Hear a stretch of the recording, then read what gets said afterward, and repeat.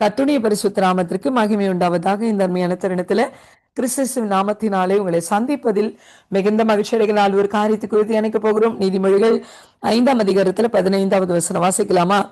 உன் கிணற்றில் உள்ள தண்ணீரையும் உன் துறவில் ஊறுகிற ஜலத்தையும் பானம் பண்ணு. 16 உன் ஊற்றுகள் வெளியிலும் உன் வாய்க்கால்கள் வீதியிலும் பாய்வதாக. ஒரு நல்ல பிளெஸ்ஸிங்கான வார்த்தையை சாலமோன் எழுதி வச்சிருக்கிறார். ஆமென். பாருங்களேன், இது என்னன்னா உன் கிணற்றில் உள்ள தண்ணீர். இப்ப விசுவாசிகளுக்கு சொல்றாரு ஆண்டவர். சபைதான் இல்லைங்களா? சபையை குறிச்சுதான் தொடர்ந்து பேசிட்டே வரோம்.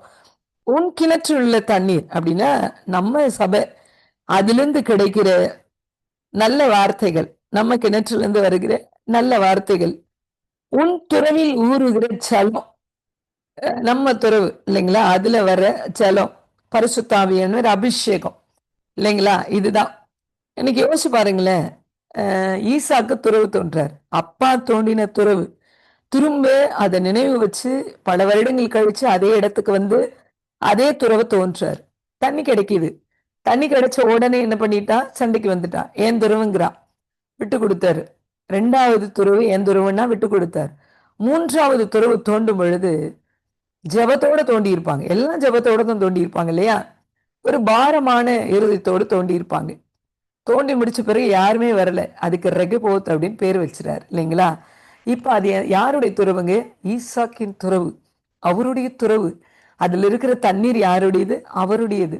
இன்றைக்கு அப்படிதான் கர்த்தர் உங்க கூட பேசியிருக்கிறார். உங்க தண்ணி, உங்க சபை, உங்க சபையில உருகிற அபிஷேகம், உங்க சபையில கிடைக்கிற நன்மைகள், உங்க சபையில உண்டாகிற ஆசீர்வாதங்கள் எல்லாம் உங்களுக்கு தான். உன் ஊற்றுக்கண் வெளியிலும் உன் வாய்க்கால்கள் வீதியிலும் பாய்வதாக. ஆமென். ஊற்றுக்கண் அப்படின்னா என்னங்க? தண்ணி வந்து ஊறிட்டே இருக்குங்க ஒரு இடத்துல. அது வந்து ஒரு வெளியில வராது. ஒரு இடத்துலன்னா சுனை அப்படின்னு சொல்லுவாங்க. ஒரு இடத்துல மட்டும் அது வந்து தண்ணி வந்துட்டே இருக்கும். மொண்டுதான் குடிக்கலாம், அது வெளியே வராது. ஆனா நீங்க கர்த்தருக்குள்ள இருந்தீங்கன்னா அது எப்படி இருக்கும்? ஆசீர்வதிக்கப்பட்டதா இருக்கும். அது எப்படி இருக்குங்க?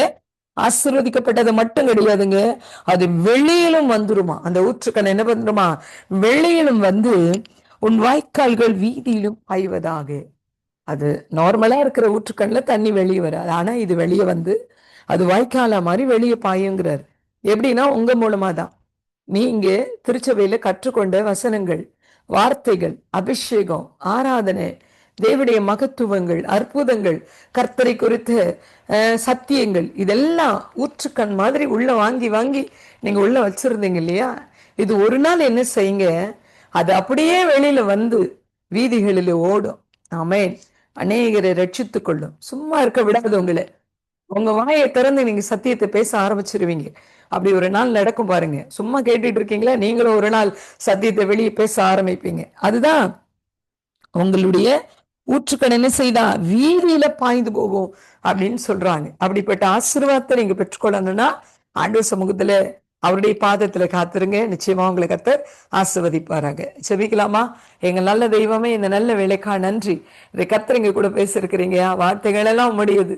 அதுல இருந்து வந்த வார்த்தைகளும் வசனங்களும் ஆண்டவரே எவ்வளவு நேர்த்தியாய் எங்கள் மத்தியிலே கிரியை செய்யட்டும். ஆண்டவரே, எங்கள் ஊற்று கண்கள் ஆண்டவரே அப்பா வெளியில வந்து பாயக்கூடிய அளவிற்கு எங்களுடைய ஆவிக்குரிய மேன்மை பெருகி இருக்கட்டும். ஆண்டவரே, அதற்காய் நன்றி. தொடர்ந்து இதை கேட்க போகிற பிள்ளைகளை ஆசீர்வதியும். இயேசு நாமத்தில் பிதாவே, ஆமென். God bless you all. கிறிஸ்துவில் பிரியமானவர்களே, இந்த நாளுக்கென்று தேவன் நமக்கு அள்ளியிருக்கிற ஜீவ வார்த்தை ஏசாயாவின் புஸ்தகம் 35வது அதிகாரம் 10வது வசனம். நித்திய மகிழ்ச்சி அவர்கள் தலையின் மேல் இருக்கும்.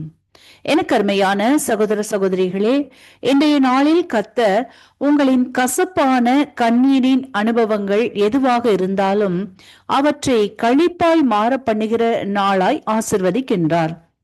இன்றைக்கும் அநேகருடைய வாழ்க்கையை பார்க்கையில் ஏதோ ஒரு வகையில் கசப்பான அனுபவங்களை தினம் தினம் சுமந்து கொண்டுதான் பயணப்படுகின்றனர். பயணத்தின் நடுவில் பல மேடு பள்ளங்களும் கரடு முரடுகளும் காணப்படுகிறது, சகஜமாகவே உள்ளது.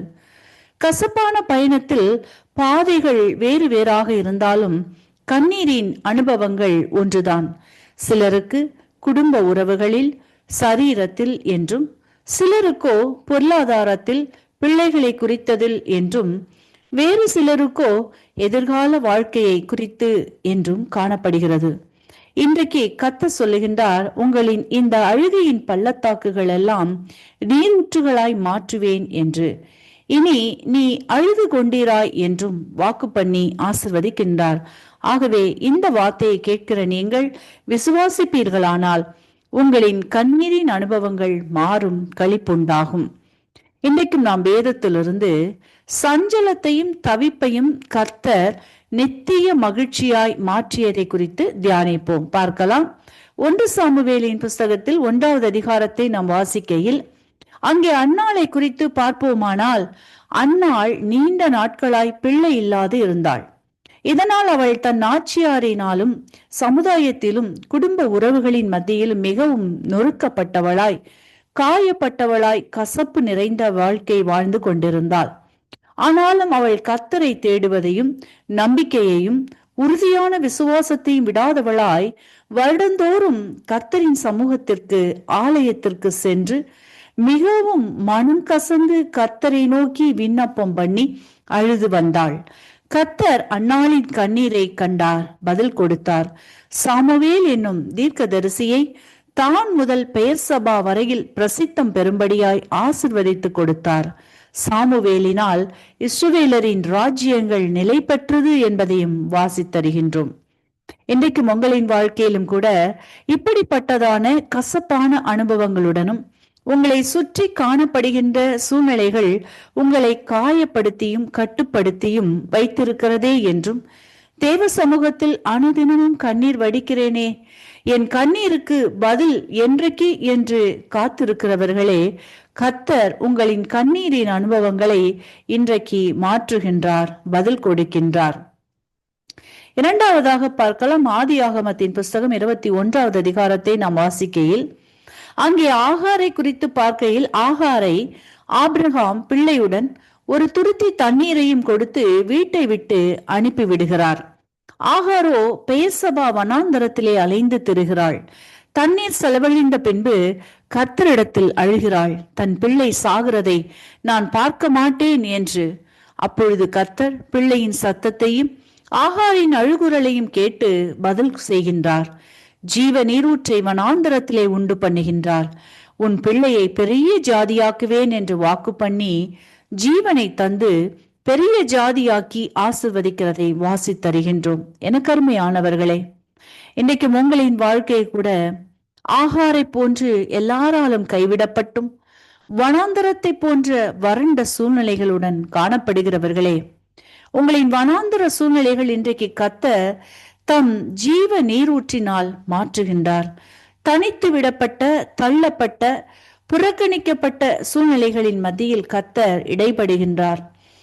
எவைகளெல்லாம் உங்களை தாழ்த்தும்படி தரைமட்டம் ஆக்க வேண்டும் என்று எண்ணியதோ அவைகளின் மத்தியில் உங்களை பெரிய ஜாதியாக்குகின்றார்.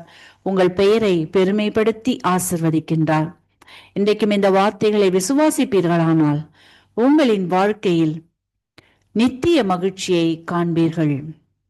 இன்றைக்கும் இந்த வார்த்தைகளை கேட்டுக்கொண்டிருக்கின்ற உங்களில் யாரேனும் உங்களின் பாவங்களுக்காக கல்வாரி சிலுவையில் மறைத்து உயிர்த்தெழுந்த இயேசுவை அறியாமலும் விசுவாசியாமலும் இருப்பீர்களானால் இன்றைக்கு உங்களை ஒப்புக்கொடுங்கள், விசுவாசியுங்கள். இயேசு உங்களின் சூழ்நிலைகளையும் மாற்றி விடுவித்து வாழ வைப்பார், ஆசீர்வதிப்பார். இந்த வார்த்தைகள் மூலமாக கர்த்தர் இன்று உங்களை ஆசீர்வதிப்பாராக.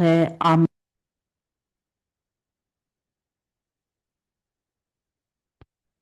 கிறிஸ்துவுக்குள் அன்பான அன்பு உள்ளங்களும், இந்த நாளிலும் நான் வாழ்த்துவதில் நான் மிக்க மகிழ்ச்சி அடைகிறேன்.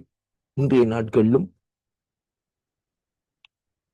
21ஆம் தேதி 9வது மாசம் 2025ஆம் ஆண்டு ஞாயிற்றுக்கிழமை. இந்த நாளிலும் நம்முடைய ஆண்டவர் நம்ம கொடுக்கிற ஒரு அருமையான வாக்குத்தத்தம் என்னவென்றால், மத்தேயு சுவிசேஷ புஸ்தகம் 15வது அதிகாரம் 28வது வசனத்தை வாசிப்போமா இருந்தால், நீ விரும்புகிறபடி உனக்கு ஆக கடவதென்று கர்த்தருடைய வார்த்தை இந்த நாட்களிலே சொல்லுகிறதை பார்க்கிறோம். இந்த இடத்திலே நாங்கள் பார்க்கிற காரியம் என்னவென்றால், ஒரு கானானிய ஸ்திரீ இந்த நாட்களிலே ஆண்டவரிடத்திலே இந்த நாட்களிலே ஒரு காரியத்தை இந்த நாட்களிலே கேட்கிறாள்.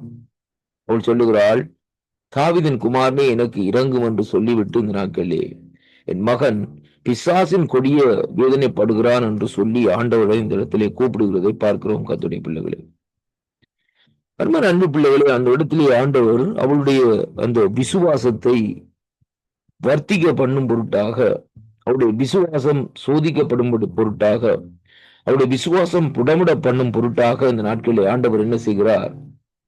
அவளுக்கு பிரதியுத்தரமாக அவர் அவருடைய சீசர்கள் வந்து, இவள் நம்மை பின்தொடர்ந்து கூப்பிடுகிறார்களே, இவளை அனுப்பிவிடும் என்று அவரை வேண்டிக் கொண்ட வேளையில் அதற்கு அவர் காணாமல் போன ஆடுகளாகிய இஸ்ரவேல் வீட்டாரிடத்திற்கு அனுப்பப்பட்டேனே அன்றி மற்றும்படி இந்த நாட்களிலே அல்ல என்று சொல்லி இந்த நாட்களிலே சொல்லப்படுகிறதை பார்க்கிறோம்.